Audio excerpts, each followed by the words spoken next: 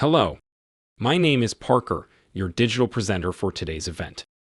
Before we dive into the exciting and informative content we've prepared for you, here's a quick disclaimer. I'm actually an artificial intelligence, AI, designed and programmed to assist with sharing valuable knowledge and resources. I am here to provide evidence-based, up-to-date information and guidance, and will be sharing real stories from my colleagues at F&D. Here at F&D, we value honesty and transparency in all our interactions. We, at the Family Network on Disabilities, believe that the incredible advancements in technology, such as AI, can significantly enhance our ability to provide families with the resources, support, and information they need. All the information shared in this training comes from the dedicated team of experts at F&D who have years of experience, rich understanding, and most importantly, a deep passion for supporting families just like yours. Family Network on Disabilities began in 1985 by a group of parents of children with disabilities who came together looking for mutual support. F&D is a grassroots organization for persons with disabilities and their families that is family-centered and family-driven. What makes F&D unique is that the majority of our board members, our management staff and program staff, are either individuals with experience with a disability or have family members with a disability, which gives us the perspective of empathy and compassion for the work that we do. Before we begin, I'd like to share a little bit about Family Network on Disabilities. We are a 501c3 nonprofit organization helping families across the state. We're funded in part by the U.S. Department of Education and the U.S. Department of Health through the Health Resources Services Administration. We use all that funding to provide information, resources, and support, and training to families, educators, professionals, and providers throughout the state. We do not charge for our services. At this time, we would like to make a disclaimer that we at F&D are not attorneys, doctors, or mental health professionals. We do not offer legal or medical advice in our workshops. We are happy to support you with information, resources, and support. We use research-based information in our training and materials. Today, we're going to be talking about the rights of students with disabilities to appropriate evaluation. So, let's get started. The intention with that law, which later rolled into the IDEA, was to make sure that these kids are integrated, that these kids are learning, that they're being properly evaluated to find the best means to reach them where they are, that they're putting kids in the least restrictive environment. So, what that means is that have we tried accommodations? Have we tried modifications before we're removing them from the inclusion mainstream classroom? Make sure it guarantees parent participation, and it guarantees that we have procedural safeguards as parents that help us in times of dispute, that we can go beyond the IEP table. So, just a nice visual to surmise everything that I just said. These are the 6 major principles of the IDEA. One is that free and appropriate public education. No more are students being turned away. No more are students just being put in classrooms and deemed uneducable. We don't even use that term in education anymore because it's so absurd. Number 2, an appropriate evaluation, that we're determining not just that this child is having trouble learning. Why are they having trouble learning, and what do we know about that? How could we help? Are there any accommodations? Are there any modifications? Perhaps bringing in those related services, your speech, OT, your physical therapy, your behavioral services, your psychology services. Then once we know exactly what is impacting our children, that they are served through that individualized education plan that, again, is tailored to that child. Now that we've gone through that qualification, let's look at exactly how that disability is manifesting in the classroom for that child. Is there any way that we can accommodate, that we can modify, that we can use different types of instruction, differentiated instruction, where we're giving the materials and lots of modalities? So, we're looking at what that child needs. Maybe they need more time. Maybe they need calm lighting. Maybe they need quiet. Maybe they need sitting up front because the attention is not there if they're sitting in the back. We know that a label could have all kinds of behaviors or needs, but we're not going to just attribute them to a child. We have to spell it out. Once we've spelled out exactly all of the needs of that child, we made our goals on them, and then we bring in those related services, maybe a different placement, maybe a resource, ESE teacher, whatever it is. So, make sure you're describing your IEP. Make sure that it truly, truly, truly is an individualized education plan, the least restrictive environment. 5. Parent participation. Parent participation, parent power, getting that prior written notice before they're implementing or thinking about implementing a change in placement, a change in label, a change with the evaluation, whatever, you have to get that prior written notice. You also have to sign that IEP for your child to get those services. Now, signing the IEP just means that you were in attendance. It doesn't mean that you're in complete agreement. You can always sign next to your name that you're not completely satisfied with this, and that you do need this to be revisited. Whatever it was, you can call for another IEP meeting. That parent participation, it has to be backed by consent that is we've told them what is happening in lay language. Number 6, procedural safeguards. This means that sometimes we know that there are going to be miscommunications. These things happen. Disagreement is natural, but the IEP table is in a lot of ways, it can just be the starting point. Now we're going to move on our topic, which is appropriate evaluation. So, as we stated before, evaluation is an absolutely essential beginning step in the special education process, so they have to be identified to even be eligible. Then beyond that, we want to see exactly what is going on with them, where they are in the areas that they have shown that they need help in. Again, with the parent participation, informed parental consent must be obtained for any evaluations can be conducted with your trial. So, the purposes of evaluations. So we have a couple of different reasons why we might do evaluations. Initial evaluation of a child is required by the IDEA before any special education or related services can be provided to that child. The first is to see if the child with a disability, do they have a disability that is defined by IDEA? We want to gather information that will help determine what it is that they need educationally. It's not just for academics. We're talking about any of the domains on the IEP.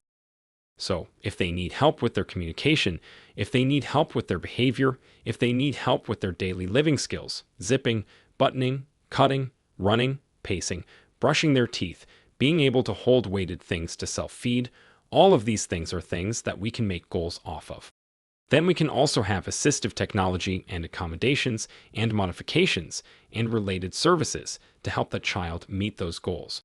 The biggest thing is perhaps it's making the decisions, helping to guide what that free and appropriate public education looks like for that individual child.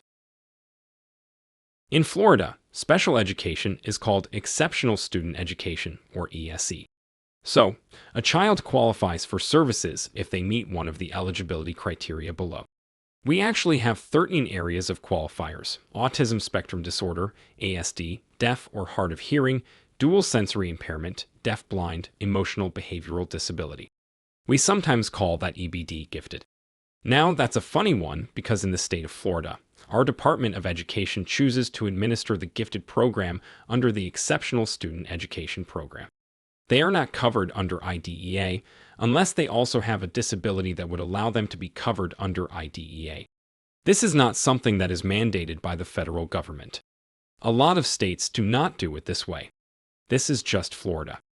Just for your general knowledge, we do include that under ESC, but they are not protected under the Individuals with Disabilities Education Act, nor are they funded under it.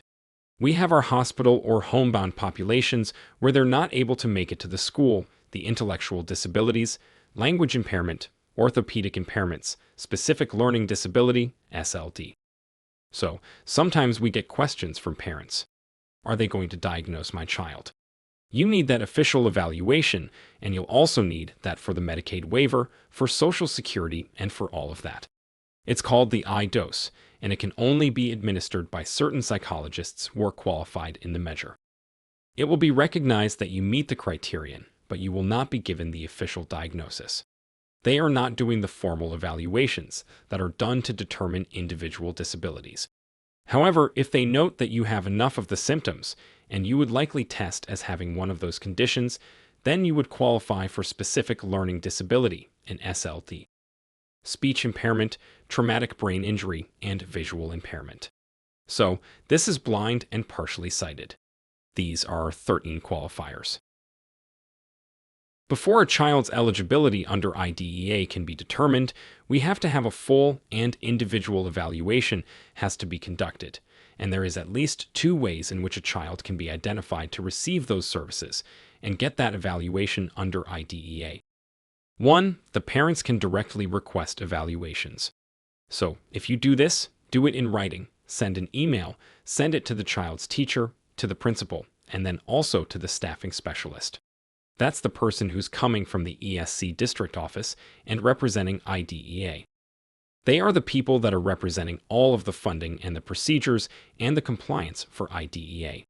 You request that in writing, and then they have to respond to you, and again, that prior written notice that we were discussing earlier. So anytime that 1. They plan to initiate an evaluation to change a placement or to change something on the IEP, they have to send you a prior written notice, and you have to have a meeting and agree with it. It goes both ways, though. Now, if the school wants it, they have to send that notice. If you want it, they have to again send you that prior written notice. So, they have to tell you why they are denying considering an evaluation, why they're denying considering placement, why they are refusing to hold another IEP meeting. So, if that happens, and you want that IEP, and it's not getting called, then again, that would be a procedural safeguards issue, or possibly, again, just reaching out to that ESC staffing's person, the district representative who is in your IEP meetings, and talking to them because they are the administrators of IDEA, and they're really good about working with parents. The other situation is, of course, that the school asks. There's 2 ways to access ESC services in the state of Florida. So, giving parents notice, I think we might have mentioned this a time or 2. IDEAs requires the school to notify the parents in writing. So, they have to explain why it wants to conduct the evaluation or why it's refusing if it was parent-initiated. They have to describe each evaluation, procedure, assessment, and record or report that was used as a basis for proposing that evaluation or for refusing to conduct the evaluation, again, if it was parent-introduced. It has to say where parents can go to obtain help in understanding IDEA's provisions. Lucky you, you have found FND. We are the PTI, the Parent Training and Information Center, as described under Part D of IDEA. We are here to help. We do webinars like this. We have information on the website, but we will also work with parents one-on-one. So, give us a call, and we help, and can help give you some food for thought so that you can be the best informed advocate for your child. So, when we say parental consent, you have to understand it. You have to feel comfortable with it. If you are not a native English speaker, please let people know so that you can fully participate in that meeting.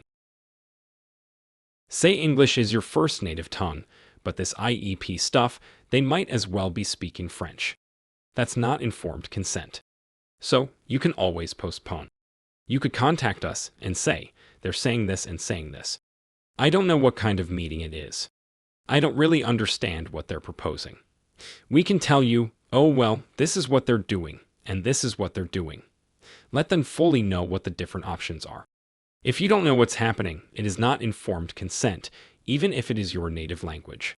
ESC is notoriously full of acronyms. We lovingly, here at the Family Network on Disabilities, call it alphabet soup. We actually have a 2-page pamphlet, and it has all of the acronyms. We have FAPEs and IDEA and IEP and EBD and ASD, and just on and on and on. Sometimes you might find yourself in an IEP meeting or even with the prior written notice that maybe there's some jargon on it and you just don't understand the ESC jargon, and that's okay. Please contact us. We'd be more than happy to give you access to that. You can also find our alphabet soup pamphlet on fndusa.org, and you can download it. It's important to know who to speak to. If the child is already in ESC, then you want to, again, put that in writing, send it to the child's teacher, send it to the child's principal, and then most importantly, send it to the school's staffing specialist. Once that is done, all parties will receive it simultaneously. A countdown does begin. For most actions, there is actually a timeline. So, if you are thinking about asking for something, if something was supposed to have been implemented, whatever the case may be, and you're wondering, what is the procedure for this? Please give us a call. Again, we would be happy to tell you that and to help give you some more information to guide you on your journey. There is a time frame for that initial response. This evaluation must be conducted after 60 days of receiving parental consent. That's our countdown, 60 days. Sometimes the state can come up with an additional time frame, but they have to explain why they are not following that 60-day time frame essentially. There's one caveat to that. By 60 days, they mean 60 school calendar days. The scope of the evaluation, it has to be full and individual and focused on just that child. This is a really long-standing provision of IDEA's. This comes right out of that Education for All Handicapped Children's Act. They can't be in the room with the rest of their class when they're being evaluated. It has to be individually administered, and it has to be in an ideal environment to facilitate getting the best answers from that child. They have to use a variety of assessment tools and strategies to gather functional, developmental, and academic information about that child. Know that we can participate in this process as parents. We can type up our report of, we have seen because of their disability, they have a hard time doing this, or they need extra warning for this, or they need a countdown clock, or whatever, picture schedule, or whatever the case may be. You are also allowed to put in and contribute because as parents, we see them, and we see them in multiple environments. We call that anecdotal evidence, and that is also included from the teacher's side. So, we have these formal evaluations that is being done by the appropriate school personnel, whether it's the psychologist or the occupational therapist or the vision specialist or what have you, but they are also looking at the teacher's anecdotal notes. In fact, that was part of what was submitted to consider doing this evaluation. So, parents can have that as well. Just to let you know too, if you are taking your child to a private therapist, you can also submit those records to the IEP team. We would again recommend doing that over email where again, it's digital.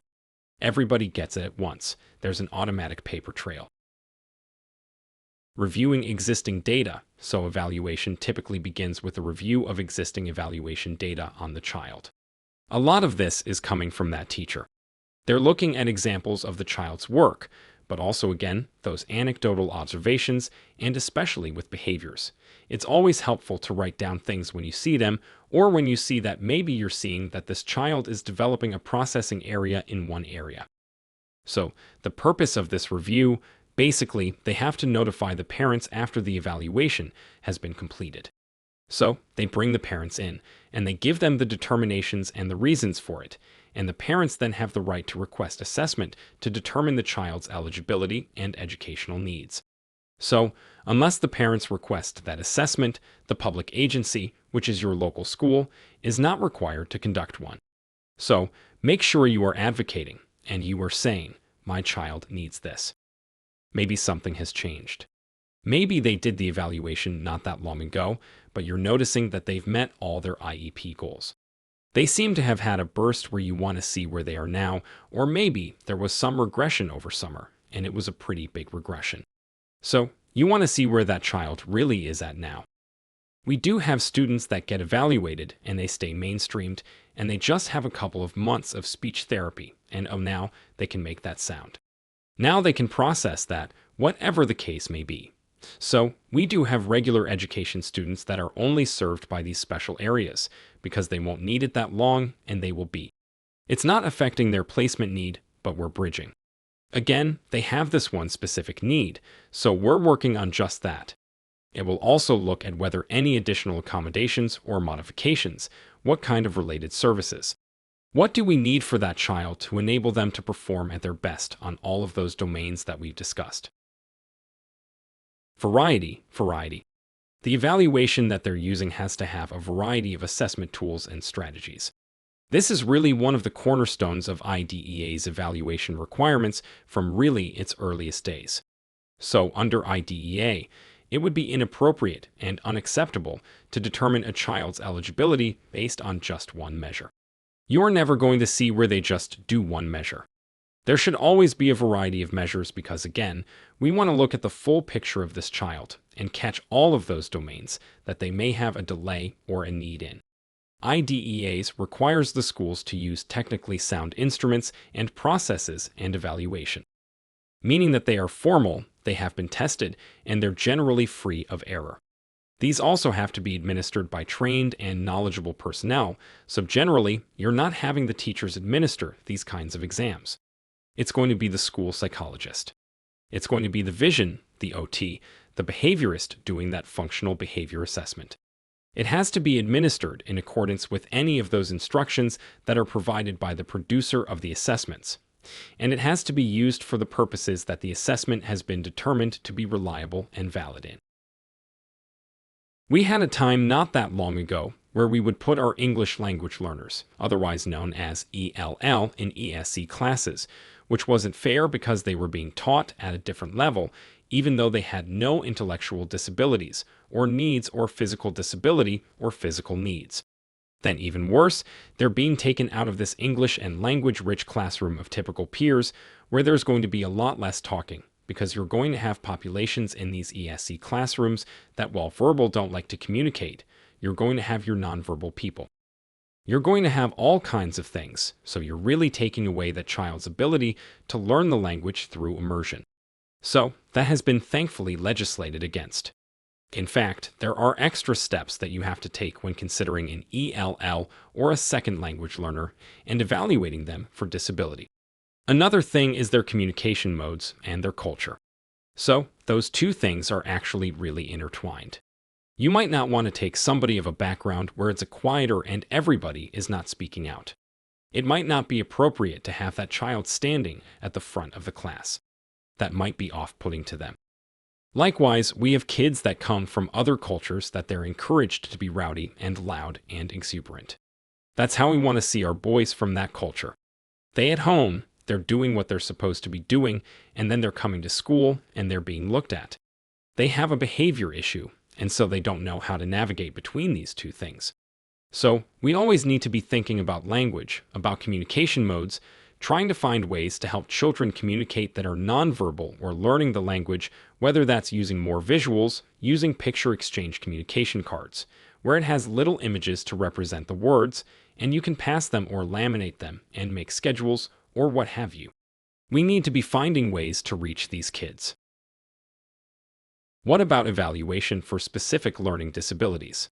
So IDEA's regulations are very specific. There are rules and procedures for everything. IDEA's regulations specify that additional procedures required for the use of testing for specific learning disability. This is covered in Section 300-307 of IDEA. So basically, the state must not require the use of a severe discrepancy between intellectual ability and achievement. So, if you're doing really well in language arts, and you're doing really, really badly at math, that would be something to look at before and say, oh, okay, well, there's this giant discrepancy, so they must have a problem with that. There's different intelligences. There's Gardner's theory of intelligence, which says that we all learn differently. There's kinesthetic. There's music. There's art. There's verbal linguistics. There's auditory visualist. These amazing dancers, and so we all have different ways that we are reached. So, looking at just that there's a discrepancy between this and this, that doesn't necessarily indicate a disability. It just shows that that is what their multiple intelligence scheme looks like. Maybe we can just give them extra supports. States have to permit the use of a process based on the child's response to scientific and research-based interventions, and the states have to allow the use of other alternative research-based procedures for determining whether a child has a specific learning disability. The last thing to mention is that that team will make the eligibility determination. They have to include a regular education teacher and at least one person qualified to conduct that individual diagnostic examination of children. Again, that's going to be whoever is qualified for whatever that they are administering, so your school psychologist, your school speech-language pathologist, or remedial reading teacher, again, whoever is specialized in the area that is being examined. Determining eligibility. So, since the IDEA amendments of 1997, parents are to be part of the group that determines their child's eligibility and are also to be provided with copies of the evaluation report. They also have to have a meeting where they're going to explain to you what that means and how to interpret that. It's important to know that the group may not determine that a child is eligible if the determinant factor for making the judgment is the child's lack of its instruction, or if it's because of a limited English proficiency. So, if the evaluation results indicate that your child will need services, or they meet one of the definitions at that time, they will use the results of this evaluation to come together and to call for your child's first IEP meeting. What happens if you don't agree? You, as the parents of a child with disability, you are allowed to disagree with this, so you have the right to obtain what is known as an independent education evaluation. That's frequently called the IEE. But yes, you can get an independent educational evaluation, or IEE. This is an evaluation that is again conducted by a qualified examiner who is not employed by the school system. The public agency has the right to deny that. So if that occurs, then you have a chance to file for a due process hearing. So wherever, again, if there's any disputes or we're not seeing eye to eye, again, we have these procedural safeguards, and one of those is our due process. It can go into due process and then be determined if the school, in fact, needs to pay for that independent educational evaluation. One note about that we'd really like to make to you parents out there is do not go out and get a private evaluation and you pay for it and think that they're going to reimburse you. That is not how the process works. If you need help with this, we would be happy to give you all of the information and help walk you through what that might look like. Know that if you don't agree with it, that's fine. Again, we have our procedural safeguards. What happens down the road? After that initial evaluation, so to remain in the ESC services, they're going to have an evaluation done every 3 years. It can also occur more frequently. Again, if the conditions weren't met, if there's been a change in the behaviors, or there's been regression.